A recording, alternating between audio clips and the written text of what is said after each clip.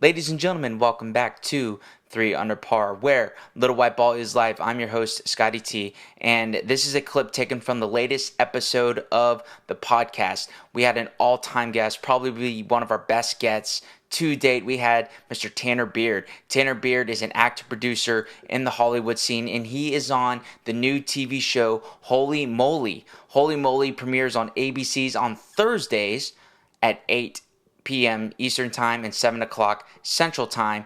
And it's a putt-putt show that is hilarious. It's awesome. Tanner, if you check out the latest episode that aired, he won that episode and made it to the final. So he was awesome and nice enough to come on the podcast for about 30 plus minutes, and you can check this out on the back end of the latest episode. But for this is for YouTube, so we clipped it out for this interview. And if you like this interview and you want to see more of our content, go ahead and click that subscribe button below and then comment below on what you think of the interview. And also reach out to Tanner. Tanner is a great guy. We had a really great and awesome conversation. You're going to want to check it out. We talk about his golf background, what's it like being on a show like Holey Moley, and maybe even a little sneak preview on what we can expect from the finale. So you can follow us on our social media channels at 3 Under Par Pod. That is the number 3 Under Par Pod on Twitter and Instagram. And again, subscribe to the YouTube channel to stay up to date with all of our content that we're pushing out. And then comment below on what you thought of the interview and reach out to Tanner and say thank you. I'm Scotty T. Hope you enjoy this interview. And remember, Little White Ball is life.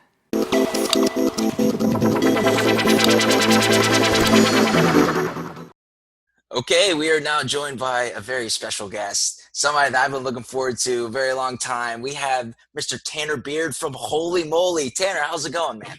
I'm doing great, man. I'm enjoying some nice weather here in Mammoth Lakes, California, and about to go play some golf, actually. And that's very jealous. It's really rainy right here. Also, we're approaching the dog days of July and August, especially down here in Houston. Oh, it's brutal. You're from Texas, from Snyder, Texas. What are those summers like? Are you able to play some golf? Definitely the heat aspect, but it's a lot more dry there. I remember I shot a film in Houston, and I remember it being on the 4th of July. I was a little bummed I had to miss the 4th of July because we were working through it.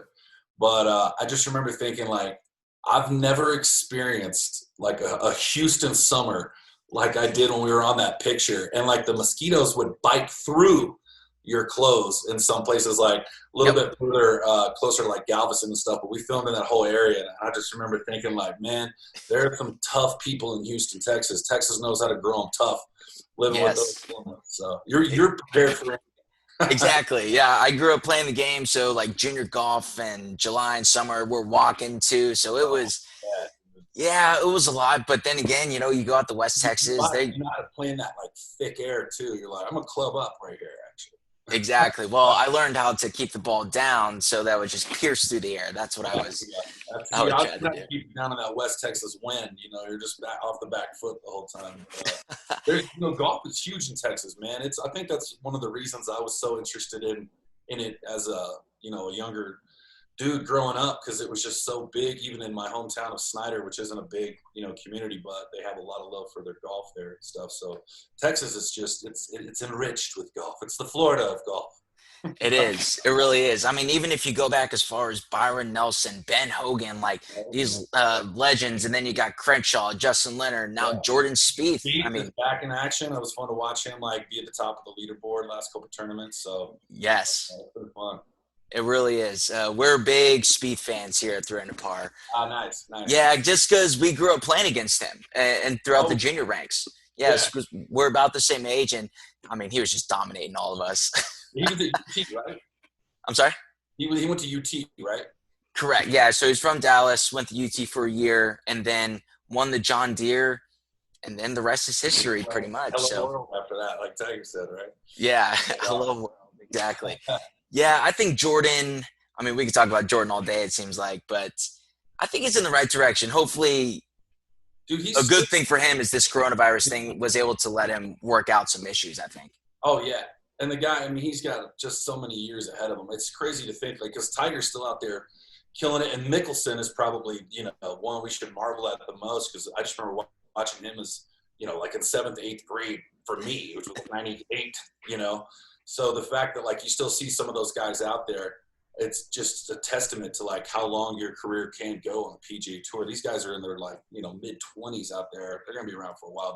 They'll be household names forever, you know. Absolutely. Phil, I believe, just turned 50. So happy birthday, Yeah. Phil Mickelson. 50 years old and still hitting Well, he looks bombs. better. It like looks better now than he did like a couple of years ago. You look at old pictures of Phil, and you're like, he looks way better now. Right. Exactly.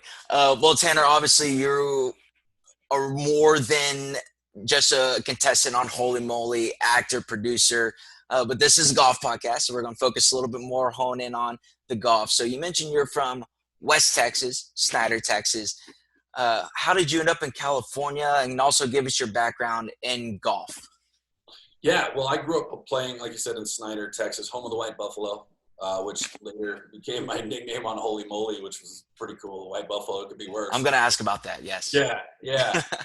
Somebody just drew me a picture of it. I was like freaking out. I was like, it's too cool. But so I grew up playing golf with my granddad, man. Gerald Beard, he's still out there in Snyder, Texas. The guy just had his 7th hole-in-one a couple weeks ago, which was just incredible. So great. We're actually going to do a tournament in his honor come September 11th. He'll turn 90 years old, and it's something we're doing for the Mammoth Media Institute organization. We can talk about that later. But, yeah, man, just through 7th grade, just got on the golf team. And that really kicked it into gear. But I just kind of started to fall in love with golf around 97 when Tiger Woods, you know, won the Masters. I think everybody caught the Tiger bug after that. It was just something I always wanted to do. I think I wanted to be a pro golfer until I got into the motion picture business. And then actually that became, you know, my true love. But later on, you know, through the years of being in the movie industry and stuff like that, it's really cool that now with what's going on in my career and what we're doing, those two paths have crossed. And so it's like I get to play a lot of golf, and it's business related, you know what I mean, or charity related for what we're doing with the organization. Because we have a 5-day festival in Mammoth Lakes, California, the Mammoth Film Festival. You know, what are you going to do the other 360 days? You know, so we do a lot of sporting events to raise causes for our raise awareness for our causes. And it's just really cool. Like I said, those kind of got to intermingle, but I moved out to LA to start my, you know, acting, filmmaking career when I was like 18. So kind of set golf down for several years, but I'm back to playing like tournament competition on the biggest amateur level. Mostly everybody just wants to be on their scramble golf team because I can hit the ball pretty far every once in a while if I connect with it. But it's cool, man. Two of my loves, you know, movie industry and golf are kind of uniting right now, and it's pretty exciting. Definitely. And I feel like Holy Moly is one of those, it's, you know, golf can be kind of stale sometimes. It kind of rubs people the wrong way. Yeah. It's more of your old person, country club, snooty sport, but Holy Moly seems like it's more of a fun, interactive, even though it is putt-putt, but I mean, I saw you rocking Scotty Cameron out there, like with real golf balls. So I leave home without my Scotty, man. It is cool that they let you bring your own putter on the show, because I know that if you don't have a putter, I think Odyssey was one of the sponsors. Okay. And they make great putters, but I was like, man, I'm like, this is for a lot of money. You know what I mean? I want to feel confident because, and this was something I've told somebody else. The cool thing about Holy Moly and what levels the playing field is, you know, you can be a professional golfer and be the best putter on the planet. But what the course does is you could also be, you know, an accountant from Idaho that barely gets to play, that likes mini golf. And you put those two together with the elements of the course, you know, to get through it. Like it's a stroke penalty if you fall in the water, like physically your body falls in the water. It's a stroke penalty. So the playing field gets really even. You may hit a great shot, but, you know, it's mini golf. Somebody may just like bank it 3 times off of something and it gets really lucky. So it's really fun to have no idea who's going to win. And your skill level is really brought down to, you know, it being very much, okay, me versus you with, you know, no tricks in between. So it's pretty cool. Right. You're not bombing 300-yard drives out there. Yeah. It's a little gimmicky at times, but that's what's fun about it. 30-yard putt bombs, you know, that's the one you're Yeah, exactly. How did you hear about Holy Moly and become a contestant on the show? Yeah. Interesting, man. Just so much luck, but in turn putting yourself out there to obtain that luck, I guess. Mm-hmm.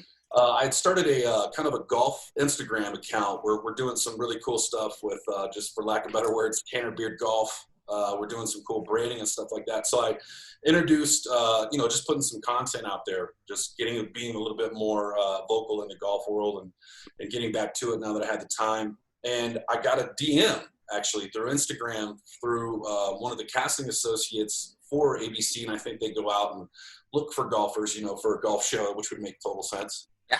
And anyway, it was a long process of vetting. I think they need to make sure you're not a serial killer. Sure. And it was just ABC's, just really lucky, man. ABC hit me up on a DM through their casting and was able to get, lucky enough to get selected for the show. But it was about 7 or 8 audition processes, I think, after that. You even got to hit some golf shots, and they want to make sure you can putt because they want it to be a competition, first and foremost. And then you just got to be physically able, and then sign your life away in case you get eaten by a shark on the show. Oh, of course. I saw you did a nice little jump onto the moving shark. Luckily, my face caught the dorsal fin, and I was able to hang on. And then just hanging on for dear life, man. That is wild. Man, awesome. Yeah, no, it seems like a good show. One of our things here at 3 Under Par, we want to make golf fun, enjoyable, and I think shows like Holey Moley are great. It definitely helps when you got guys like Rob Riggle who are just hilarious out there. Rob Riggle's hilarious, man. And even on my prior episode, I'm sure you saw it, but he joined the Buffalo herd down there, which was just hilarious. And I'm playing the game, so I knew my friends and family were there, and I was fortunate to have a lot of high profile buddies come out and cheer me on and stuff. But who wouldn't want to go see their friend fall on their face? I mean, I know I would go. Absolutely, I would. That's one show why it's the best. But I looked over and I was about to putt, and it was Rob Riggle, and he's like, "Come on, Tanner!" And I'm like, "What is going on right now?" So it just added that much more pressure. I'm like, "Oh my god, now I got to make this putt." Right. But it was a crazy turn of circumstances too with me. I'd actually lost my second hole. And then as fate would have it, there was a gentleman who was not able to come back to the show, which left an open spot to move forward. So Carl Barth and I got to have a playoff hole.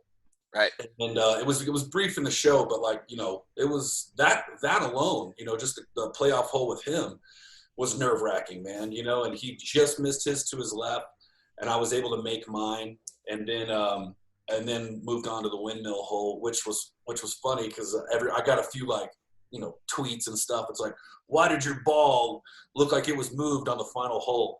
And I guess if you don't know the aspect of the show, it's cut for time. So what had happened was Clay actually missed his shot, and then I just missed my shot, which left my ball in a different place, obviously. Oh. So then I made mine. I made my third shot on the windmill hole, and Clay just missed his, which gave me the win.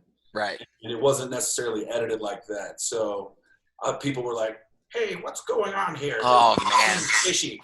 And I was like, "Yeah, I guess it kind of did." So I tried to explain it, but it's not my job to explain it, man. It's the same outcome. It doesn't matter. But I was just at least trying to clear the air that there's no cheating going on in the show. You can't. It's impossible. But too many eyeballs. I did want to bring up your commission there just to make sure the rules are run properly. So, right.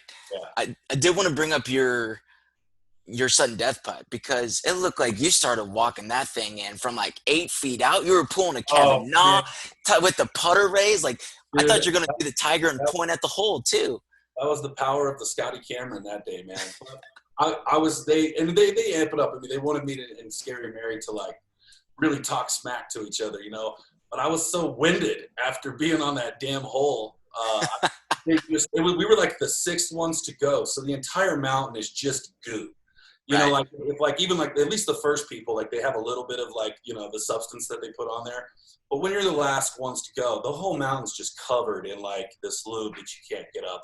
Right. And I'm just you're gonna have to toss down the rope on this one. So she made a putt 2 feet away, and I'm like, I can't believe I've shown up to this show. I got my friends and family here. I can't miss this putt. And it was a 13-footer up against the rail. So nails. That was nails. Goodness, that one went in. But yeah, I think I willed it in more than it was actually a good putt. Right. Hey, what did Arnold Palmer say? The more he practices, the luckier he gets. Rather be lucky than good. Better to be lucky than good, man. I'll take it. No doubt. Yeah, I like how you just casually brushed over to, like, oh, I had some pretty famous friends jumping, there to support you. What was it like having? It was cool. It's I got a great set of friends out here. Zach came by. Ashley Green was out there. Yeah. My best friends, Ryan Rotman, Tom McMansuri, Blair Redford was out there. Alexandra Chando. I mean, Damal came out. It was a tremendous. I mean, you think what it did for the show too. ABC was really happy. They're like, "Who the hell are you, and why are all these people here?" And I'm like, I don't know, man, but they're rooting me on. So the pressure was on probably more immensely after that. But I noticed they kept like cherry picking my friends out of the crowd and talking to them. So it was cool. Everybody got to experience it just as much as I did. Right.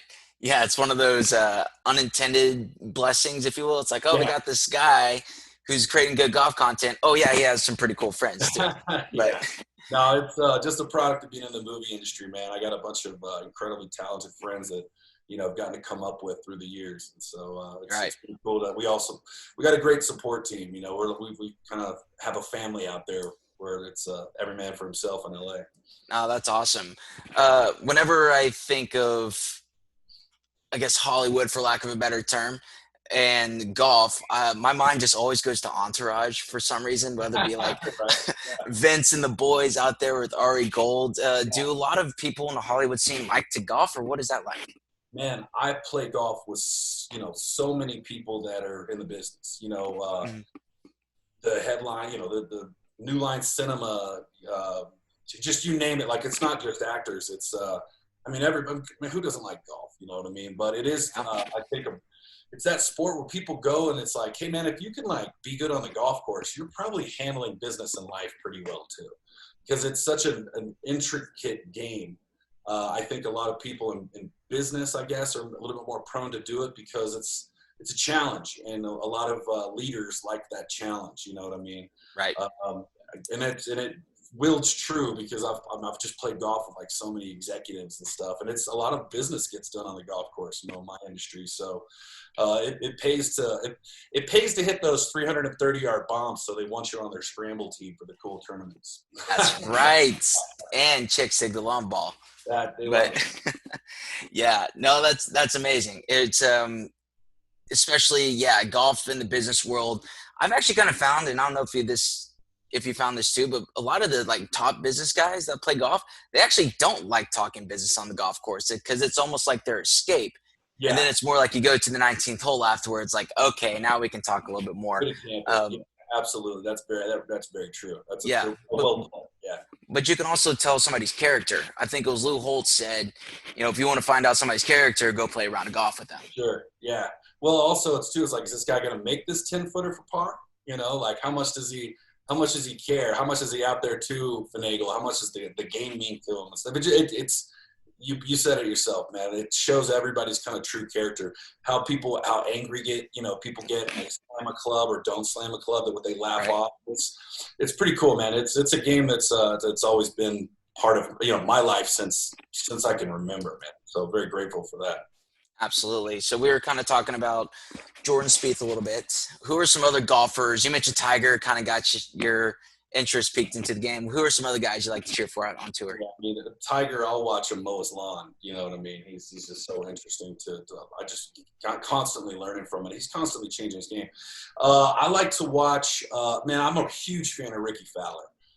Okay. I love to watch Fowler on the course, man. He's just comes from such an interesting background, having a motocross background.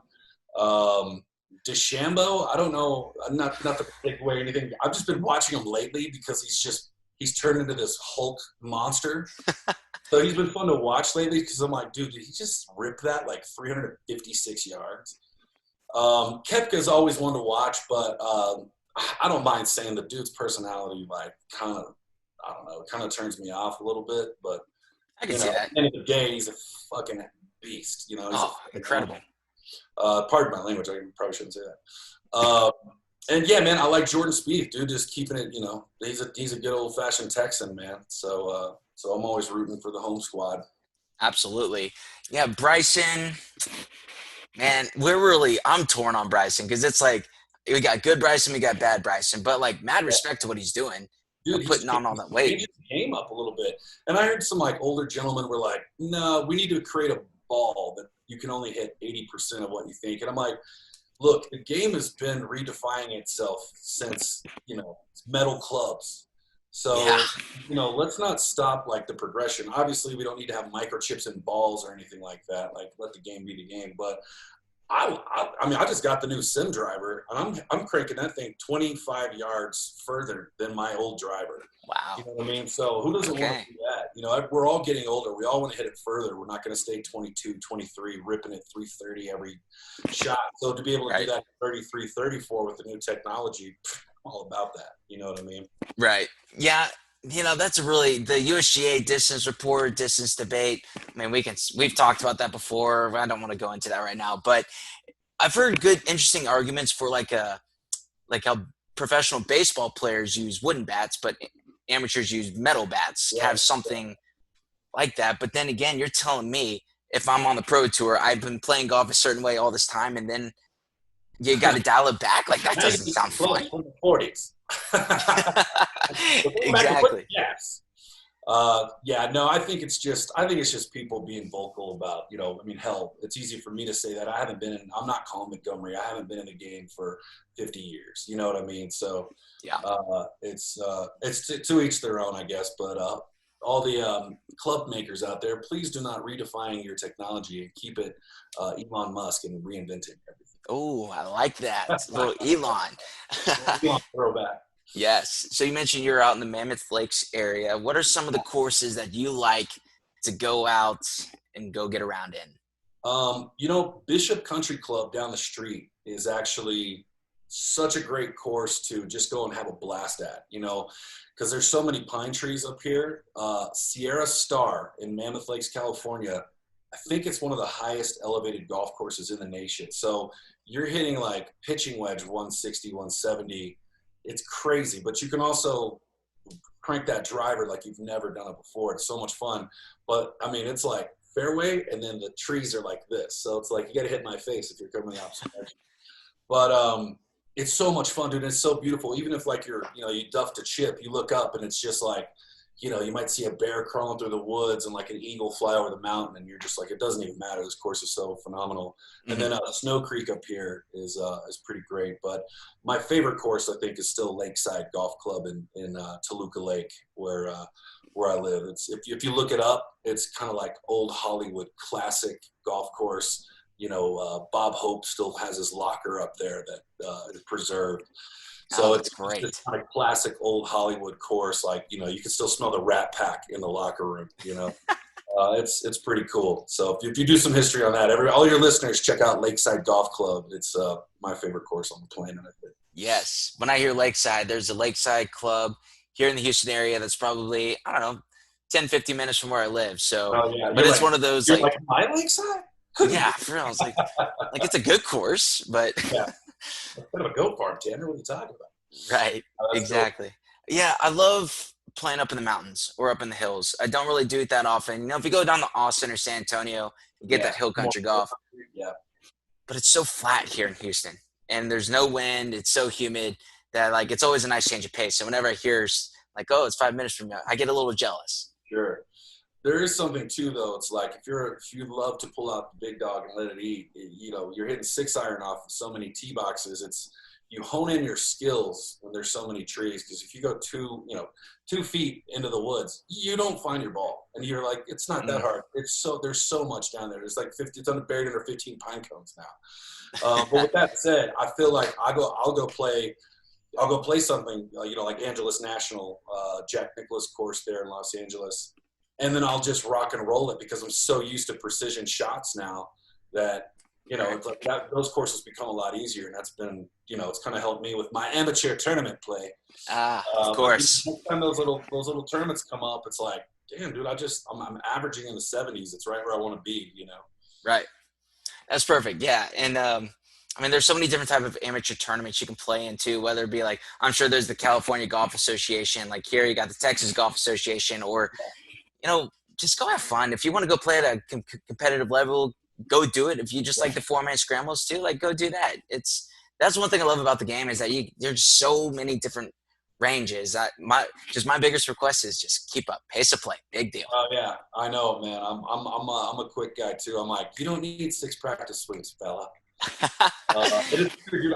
I'm probably the worst too, because like I usually have like a buddy or 2, or maybe I don't have like that foursome that goes out there all the time because I'm traveling so much. But I usually have like a buddy or something I'll play with, and we always get paired with other people. And I'm always like, hey man, we're just gonna go ahead. You guys do you have to have your fun, have a blast. We're just gonna zoom on to this next hole, because we're usually playing so slow that like the people in front of us got way far ahead. And they're like, you guys have a blast. We don't want to get in your way. We're going to jam on to the next hole. So right. I always finagle my way to play with just my friends. Right. Just the friends. That way you're a little more comfortable. Maybe blast that music a little higher. You know, just like turn up the yacht rock just a little bit. Exactly. So going back to Holey Moley real quick. Sure. Pretty electric holes out there. You were talking about the slip inside, the actually one that plank out there. So electric is a great word. Which one was your personal favorite, and which one gave you the most trouble? Well, so you don't play every single hole. Okay. I didn't get to play every single one of them, but there was a few that I was, you would go out on the track and you'd be like, I don't want to play Uranus. It just looks like you're going to fall on those planets. And it also has obviously the funniest name on the planet, but on the planet. But, it's crazy. I saw so many people play that hole. So we get hole-in-ones on it. And if you get a hole-in-one, you don't have to do the obstacle. You just automatically won. But, right. Double Dutch Courage, the windmill hole, it gave me nightmares. And then sure enough, that's one of the ones I played.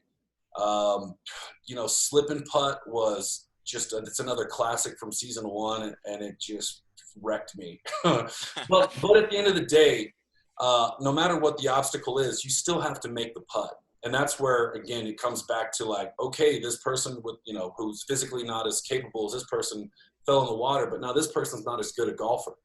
So let's watch them struggle on the putt, where they might have done really well getting across the planets or not getting hit by the windmill. But I will say, when you see your opponent get hit, you're like, yes, okay, now I just got to do the same thing, but not get hit. Yeah. There's the rubber ducky one. The rubber ducky hole looked really difficult. I'm glad I didn't have to do that. The one where you putt the big wave. I don't know if you're familiar with that one or not. Yeah, that looked intense. Well, it's such a difficult shot. Like I've seen dudes like hit it off to the left now, and it's going like in the water. And I'm like, I never had to play that one, but it's like you get out there and you want to play them all, but then you realize how difficult all these holes are. Like, no, I'll just play the one. I'm going to focus in on the one that I'm playing. I want to do my best at that one. But yeah, it's such a fun show, and the ratings just keep getting higher and higher. More people are getting into it. I've even had people DM me and say, I've never watched the show before. I want to go buy some golf clubs now. So right, that's a real positive thing. Man, it really is. You got between that and Top Golf, spread the word. Right, it's so much fun. And when that first hit the scene several years ago, I was just like, this is where I'll be hanging out now. Right. Such a genius idea. I love all those guys at Top Golf. For sure. Texas company too. So Texas forever. You know it. But yes. Well, Tanner, I think that's all I got, man. So, your profession is Hollywood. You're very familiar with the industry and the business, but being a contestant on a show, what was that experience like with your knowledge and background? Was it good, bad? How'd that rate? I will say, I think just me, I've done like 30 some odd movies, been around the business for a long time, got to produce some really big movies with like Christian Bale and some people like that. So and Brad Pitt recently too, right? I produced a movie with Brad Pitt called Voyage of Time, which is exclusively in IMAX. It is just amazing film from Terrence Malick, but it's just unreal. Mm-hmm. But I think that transferred over. My cousin actually told me, who was there, he was like, dude, you know what? You're lucky that you're in the movie business with some of these putts, because I see people up there really shaking, really, it's their first time to be. And one of the biggest fears in the world is like speaking in front of a crowd. So imagine trying to in front of one. And I had that just as much as anybody. But I think, me being on so many sets and stuff like that, I took it in as like, okay, I'm playing the golfer character trying to, I think my mind went there as like kind of an actor. rather than, being too hyper aware and being like, oh God, this putt is at a chance for $250,000. You know what I mean? And just Right. being supportive. So I was able to kind of just go into autopilot, I think, which helped a lot. But Be like, Happy learned how to putt. yeah, somebody's closer. Right. We just went to my happy place. Exactly. What's your favorite golf movie? Going off that. Oh God, I've seen Happy Gilmore more than any movie besides Tombstone, I think. Happy Gilmore. I mean, I was like in 6th grade when that came out. I just started playing on a golf team. Like it was like the movie you had to watch. Absolutely. I can still quote every line from that movie. Oh yeah. You're like, man, there's so many quotable lines like we could go. I'm probably Happy Gilmore or The Greatest Game Ever Played. Oh yeah, with Shia, right? Yes. With Shia LaBeouf, especially since I was watching like some sort of behind the scenes at one point, and Shia LaBeouf apparently had never played golf, but he really wanted that role, right. And so he had to work really hard because if you're going to make a pretty serious golf movie and you'll get annihilated if your swing isn't perfect from the audience. Exactly. So mad respect to Shia LaBeouf making it look like his swing could hold up. I wonder if he still plays. Right. And then I'm also a big Game of Thrones fan. So knowing now the actor who played Stannis Baratheon is in The Greatest Game Ever Played too. So there you go. Playing Harry Varden. And I still have a good Caddyshack movie, but it's as the years go by, it still stands the test of time, but it's getting a little older. Like a lot of people wouldn't know what Bushwood Country Club is now, especially with those young whippersnappers around these days. Right. You do drugs, Danny?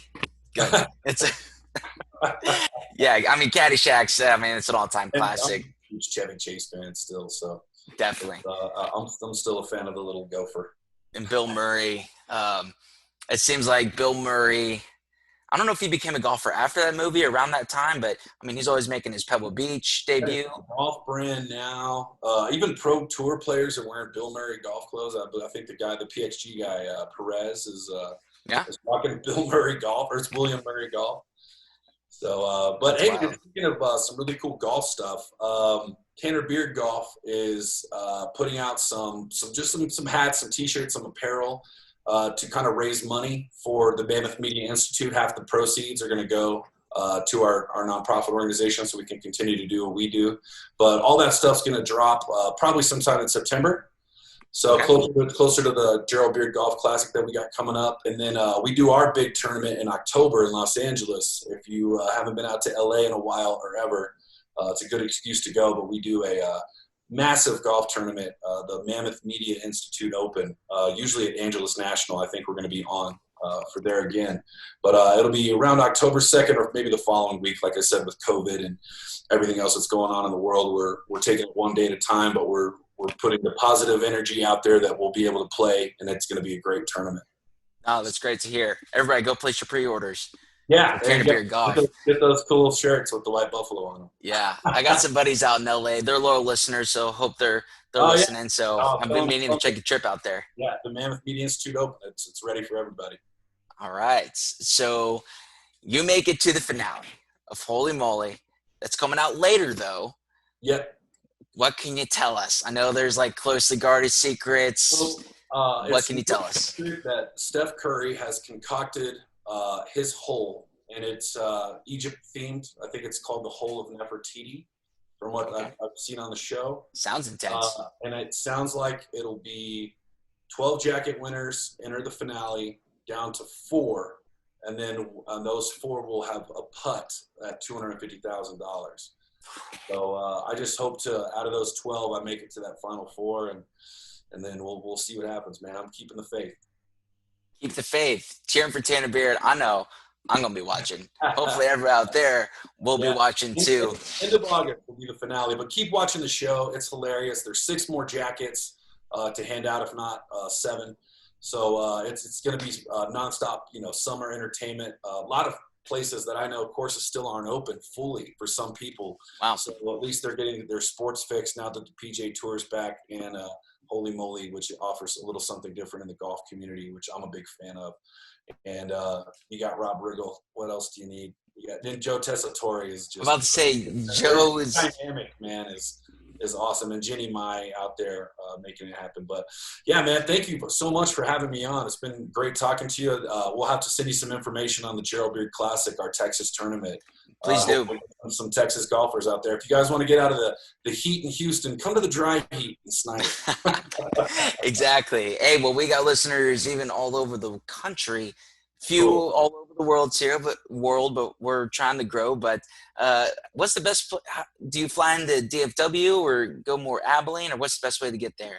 To get to Snyder, yeah, man, Lubbock, Abilene, or Midland, and then you got to shoot over if you're going to fly in. I'm actually going to fly into Midland and rent a car and drive over to Snyder. Cool. Unfortunately, where I grew up in a rural town, home of the White Buffalo, though. There's not much around, man. We'd have to go to like Lubbock just to get like school clothes and stuff as a kid. But wow, I love it, man. I wouldn't have it any other way. It's salt of the earth, though. I mean, you want to talk about good old folk in Texas? Go to a small town in Texas, and they'll treat you right. Yeah, I love it. It's one of the best. It's a ranked 9-hole golf course. So check it out. It's Western Texas College Sammy Ball Golf Course. All right. Tanner, what are some social media plugs for people to follow you? Check me out on Instagram, Tanner Beard Golf, and then Twitter, Facebook, the whole nine. It's just at Tanner Beard. But very exciting stuff coming up with TBG, and I'm very excited it's going to our charity. That's what it's all about. Awesome. This has been awesome, Tanner. Can't thank you enough. Good luck with Holey Moley. Good luck also with your endeavors. Good people. I'll take all the luck I can get. It's a hell of a competition. Intense. I love it. And especially right now, it's good to see some competition out there. So, Hey, thanks for having me on. And we look forward to hearing more of your podcast, man. You guys are great. Hey, appreciate it, Tanner. All right. Cheers.